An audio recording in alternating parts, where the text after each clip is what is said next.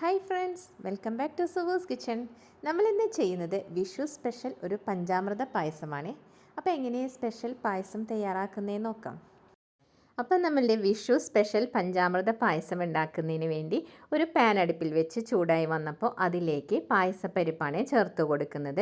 അരക്കപ്പാണ് ഞാൻ എടുത്തിട്ടുള്ളത് കേട്ടോ. അപ്പോൾ ഇത് നന്നായിട്ട് വാഷ് ചെയ്ത് ഒരു ക്ലോത്തിലിട്ട് അതിൻ്റെ വെള്ളമൊക്കെ ഒന്ന് മാറ്റിയെടുത്തിട്ടുള്ളതാണ്. കുറച്ച് ഡ്രൈ ആയതിന് ശേഷമാണ് ഞാൻ ഇതിലേക്ക് പാനിലേക്ക് ഇട്ട് കൊടുത്തിട്ടുള്ളത്.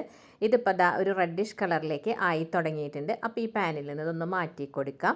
ശേഷം ആ പാനിലേക്ക് തന്നെ ഒരു ടീസ്പൂൺ നെയ്യ് ഒഴിച്ച് കൊടുക്കുക. എന്നിട്ട് നുറുക്ക് ഗോതമ്പാണ് ചേർത്ത് കൊടുക്കുന്നത് കേട്ടോ. അതും സെയിം അളവ് തന്നെയാണ്, അരക്കപ്പാണ് എടുത്തിട്ടുള്ളത്. അതും വാഷ് ചെയ്ത് ഒന്ന് ഡ്രൈ ആക്കി എടുത്തത്, ഒരു ക്ലോത്തിലിട്ടിട്ട് ആ വെള്ളമൊക്കെ ഒന്ന് മാറ്റിയെടുത്തതാണ്. ഒരു 2 മിനിറ്റ് ഇതുപോലെ ഇളക്കി കൊടുക്കുമ്പോഴേക്കും ഈ ഗോതമ്പ് നുറുക്കും ഒന്ന് ഡ്രൈ റോസ്റ്റായി വരും. ആ സമയത്ത് തീ ഓഫ് ചെയ്ത് ഇതൊന്ന് കുക്കറിലേക്ക് മാറ്റി കൊടുക്കുക കേട്ടോ. അപ്പോൾ ഈ ഗോതമ്പ് നുറുക്കിൻ്റെ ഒപ്പം തന്നെ നമ്മൾ നേരത്തെ വറുത്ത് മാറ്റി വെച്ചിട്ടുണ്ടായിരുന്ന പരിപ്പും കൂടി ഇതിലേക്ക് ഇട്ട് കൊടുക്കാം. പരിപ്പ് കൂടി ചേർത്തതിന് ശേഷം ഇതിൻ്റെ മുകളിൽ നിൽക്കുന്ന ഏകദേശം ഒരു കപ്പോളം വെള്ളം ഇതിലേക്ക് ഒഴിച്ചു കൊടുക്കുക. എന്നിട്ട് കുക്കർ അടച്ച് വെച്ച് 3-4 വിസിൽ കൊടുത്ത് വേവിച്ചെടുക്കാം. അപ്പം നമ്മൾ വേവിക്കാൻ വെച്ചിരുന്ന ആ പരിപ്പും നുറുക്ക് ഗോതമ്പൊക്കെ ദാ ഇവിടെ വെന്ത് വന്നിട്ടുണ്ട് കേട്ടോ. എനിക്കിത് വെന്ത് വരാൻ 4 വിസിലാണ് ആവശ്യം വന്നത്. അപ്പോൾ ചിലർക്കത് 3 വിസിലൊക്കെ മതിയാവും കേട്ടോ. അപ്പോൾ ദാ കറക്റ്റ് വേവിൽ വെന്ത് വന്നിട്ടുണ്ട്. അപ്പോൾ നമ്മൾ ഒഴിച്ച വെള്ളമൊക്കെ പാകമായിരുന്നു. ഇനി അതൊന്ന് ഈ ഉരുളിയിലേക്ക് ഒന്ന് മാറ്റി കൊടുക്കുകയാണ് കേട്ടോ. അതിന് ശേഷം ഞാനിവിടെ ഒരു 500 ഗ്രാം ശർക്കര എടുത്ത് ഉരുക്കിയതാണ് ചേർക്കുന്നത്.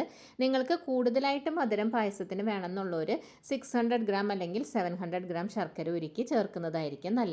അപ്പോൾ ശർക്കര നീരും കൂടെ ചേർത്ത് നന്നായിട്ട് ഇതൊന്ന് നമുക്ക് വരട്ടിയെടുക്കാം കേട്ടോ. ഈ ശർക്കര പാനിയിൽ കിടന്ന് ഇതൊന്ന് നന്നായിട്ട് വരണ്ട് വരുമ്പോഴാണ് അതിൻ്റെ ഒരു കറക്റ്റ് ടേസ്റ്റ് വരുന്നത്.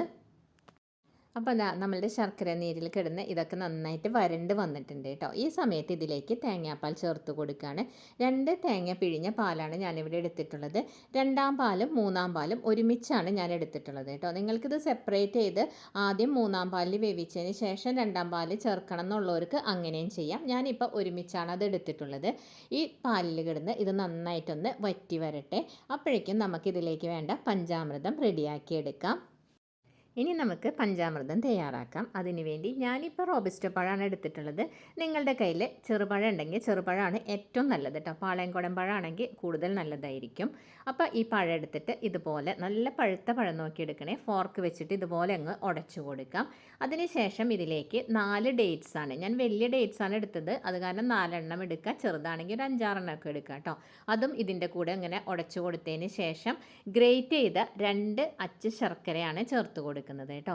നിങ്ങളുടെ കയ്യിൽ ബ്ലാക്ക് കളറിലുള്ള ശർക്കരയാണ് ഉള്ളതെങ്കിൽ കൂടുതൽ കളറ് കിട്ടും കേട്ടോ. എൻ്റെ കയ്യിൽ വൈറ്റ് ആയതുകൊണ്ട് അത്ര കളറ് കിട്ടില്ല അതിന്. പിന്നെ കുറച്ച് നെയ്യ്, 1 ടീസ്പൂൺ നെയ്യ് ഒഴിച്ച് കൊടുക്കുക. 2 ടേബിൾ സ്പൂൺ ഹണിയും കൂടെ ഇതിൻ്റെ കൂടെ ഒന്ന് ചേർത്ത് കൊടുക്കുക കേട്ടോ. ഹണി കൂടെ ചേർത്തതിന് ശേഷം ഇത് നന്നായിട്ടൊന്ന് മിക്സ് ചെയ്തെടുക്കാം. അപ്പോൾ സ്പൂൺ വെച്ച് തന്നെ മിക്സ് ചെയ്യുന്നതായിരിക്കും കൂടുതൽ നല്ലത്. അപ്പോൾ സ്പൂൺ വെച്ച് ഇത് നന്നായിട്ടൊന്ന് ഇളക്കി കൊടുക്കുക. അങ്ങനെ ചെയ്ത് കഴിയുമ്പോൾ നമ്മളുടെ പഞ്ചാമൃതത്തിൻ്റെ കൂട്ട് റെഡി ആയിട്ടുണ്ട് കേട്ടോ. നിങ്ങൾക്ക് കൽക്കണ്ടം വേണമെങ്കിൽ ഇതിൻ്റെ കൂടെ ചേർക്കാം. ഞാനിപ്പോൾ കൽക്കണ്ടം ചേർത്ത് കൊടുത്തിട്ടില്ല.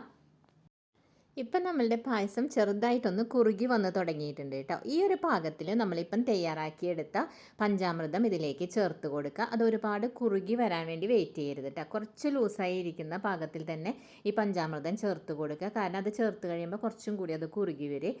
പിന്നെ നമ്മൾ 1ാം പാലിലേക്ക് 1 ടീസ്പൂൺ ചുക്കുപൊടിയും 3/4 ടീസ്പൂൺ ജീരകത്തിൻ്റെ പൊടിയും 3/4 ടീസ്പൂൺ തന്നെ ഏലക്കായ പൗഡറും കൂടെ ചേർത്തിട്ട് നന്നായിട്ടൊന്ന് മിക്സ് ചെയ്ത് കൊടുക്കുക.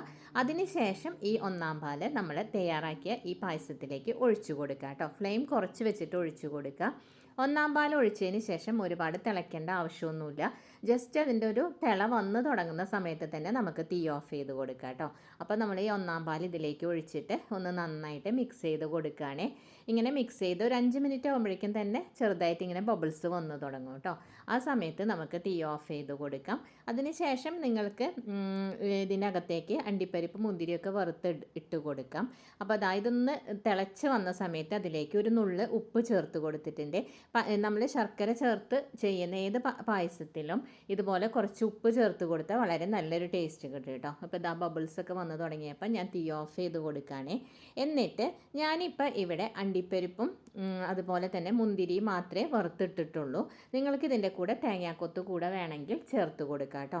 ഇതുകൂടെ ചേർത്ത് നന്നായിട്ടൊന്ന് മിക്സ് ചെയ്ത് കൊടുത്താൽ നമ്മുടെ സ്പെഷ്യൽ പായസം റെഡി ആയിട്ടുണ്ട്.